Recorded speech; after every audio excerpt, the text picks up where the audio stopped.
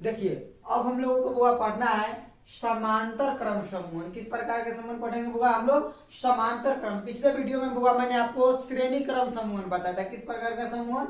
श्रेणी क्रम समूहन। आज हम लोगों को समझना है समांतर क्रम समूहन। तो बुआ प्रतिरोधों को क्या कहते, देखो तो सभी प्रतिरोधों का पहला सिरा, यहाँ पे 3 प्रतिरोध लिया R1 R2 R3, इन सभी का पहला सिरा एक साथ और सभी का दूसरा सिरा एक साथ जुड़ा हो तो उसे हम लोग कहते हैं समांतर क्रम समूहन। क्या कहते हैं बुआ? समांतर क्रम समूहन कहते हैं। बात समझ रहे हो? अगर आपसे पूछा जाए समांतर क्रम समूहन क्या है तो बोलेंगे कि सभी प्रतिरोधों का पहला सिरा एक साथ और दूसरा सिरा एक साथ जुड़ा हो उसे हम लोग क्या कहते हैं बुआ? हम लोग उसे कहते हैं समांतर क्रम समूहन। किस प्रकार के समूहन? समांतर क्रम समूहन कहते हैं। ठीक है, तो देखिए यहाँ पे तो हो जाएगा समांतर क्रम समूहन का परिभाषा।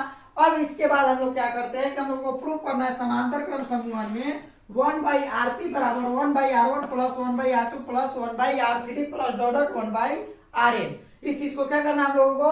प्रूव करना है। तो ओम के नियम से तो आपको पता है, ओम का नियम पता है, V बराबर IR, और इसी आधार पे हम लोग क्या करेंगे, इसी फॉर्मूला के अकॉर्डिंग हम लोग इस चीज को प्रूफ करके देखेंगे। तो देखिए यहाँ का विभव क्या है? VA, यहाँ का विभव VB। ठीक है, उसके बाद देखिए इससे I धारा जो प्रवाहित किया आगे चलकर I1 बन गया, I2 बन गया, I3, यानी I बराबर हम लोग लिख सकते हैं I1 plus I2 plus I3। इसको मान लेंगे समीकरण फर्स्ट। ठीक है, उसके बाद देखिए क्या करेंगे, उसके बाद देखिए यह तो हो गया आपका समीकरण फर्स्ट। अब क्या करेंगे बुआ कि यहाँ पे देखो VA माइनस VB है ना, सॉरी VA माइनस VB कर देंगे, कारण कि V बराबर IR ओम के नियम से होता है ना। किसके नियम से? ओम के नियम से V बराबर IR, तो विभव का अंतर यानी VA माइनस VB बराबर I1 R1 हो जाएगा। तो यहाँ पे क्या करेंगे, देखो VA माइनस VB हो जाएगा बराबर I1 R1, और यहाँ से पूरा I1 का मान निकालेंगे तो हो जाएगा VA माइनस VB अब बटा R1 अब बराबर I1। क्या हो जाएगा? बराबर I1। इसको मान लेंगे हम लोग समीकरण सेकेंड। क्या मान लेंगे? समीकरण सेकेंड। उसके बाद क्या करेंगे देखिए बुआ, फिर अब R2 प्रतिरोध के लिए VA माइनस VB बराबर I2 R2 हो जाएगा। तो लिखेंगे VA माइनस VB बराबर I2 और प्रतिरोध हो जाएगा बुआ R2। फिर यहाँ से I2 का मान निकालेंगे तो हो जाएगा VA माइनस VB अब बट्टा, इधर क्या है गुना में इधर आएगा तो भाग में R2 बट्टा हो जाएगा बराबर हो जाएगा I2। इसको मान लेंगे समीकरण थर्ड।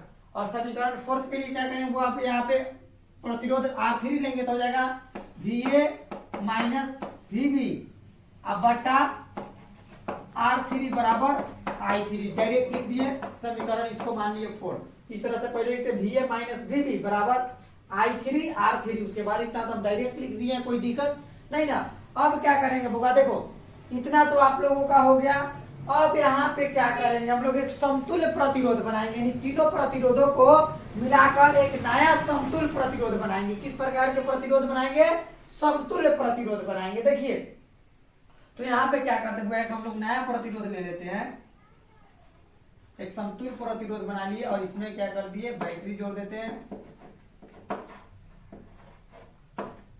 स्विच, और इसमें V वोल्ट प्रतिस्थापित करने से I धारा प्रवाहित करेंगे। क्या करेंगे हुआ I धारा प्रवाहित, इसका मान लिया RP VA यानी A और यहाँ का हो गया B। ठीक है, और इससे हुआ धारा क्या प्रवाहित हो रहा है I। तो यहाँ पे भी क्या होगा, विभव का अंतर, विभव अंतर यानी VA माइनस VB क्या हो जाएगा, VA माइनस VB बराबर IRP। क्या हो जाएगा, सॉरी IRP, हाँ IRP लिख देंगे। अब इसको मान लेंगे हम समीकरण 5 यानी समीकरण 5 मान लेंगे। ठीक है, अब क्या करेंगे वो समीकरण 2 3 4 और 5 को क्या करेंगे बुआ, यानी I का मान जो यहाँ पे I1 I2 I3 और I3 है, इन सब का मान हम लोग क्या करेंगे इस वाले समीकरण फर्स्ट में क्या करेंगे डाल देंगे। तो लिखेंगे समीकरण equation second third fourth and fifth से। तो देखो समीकरण फर्स्ट में देखो यहाँ हुआ यहाँ पे आई बराबर सुनो, यहाँ से आई बराबर निकालेंगे V A minus V B, अब बटा हो जाएगा आरपी अब बराबर आई। अब इसको मान लेंगे समीकरण 5। क्या मानेंगे समीकरण 5 में यहाँ से आई का मान निकल गया, i1 i2 i3 का मान नहीं है, तो क्या करते हैं सबका मान समीकरण फर्स्ट में रखते हैं। तो देखो क्या हो जाएगा, वो i1 का मान बोलिए तो i1 की जगह पर लिख सकते हैं V A minus V B बटा आरपी, तो लिखेंगे इस समीकरण है ना, समीकरण फर्स्ट क्या है, आई बराबर i1 plus i2 plus i3, यही ना है। अब इसी में क्या कर दे रहे हैं हमको i1 का मान, तो i1 का मान आपसे पूछेगा तो देखो i1 का मान कितना है, यानी i1 का मान यहाँ पे है, ठीक है, va माइनस बी बटा r1। i2 का मान अगर आपसे पूछा जाए तो यहाँ पे i3 का मान, और i का मान पूछा जाए तो यहाँ पे है, ठीक।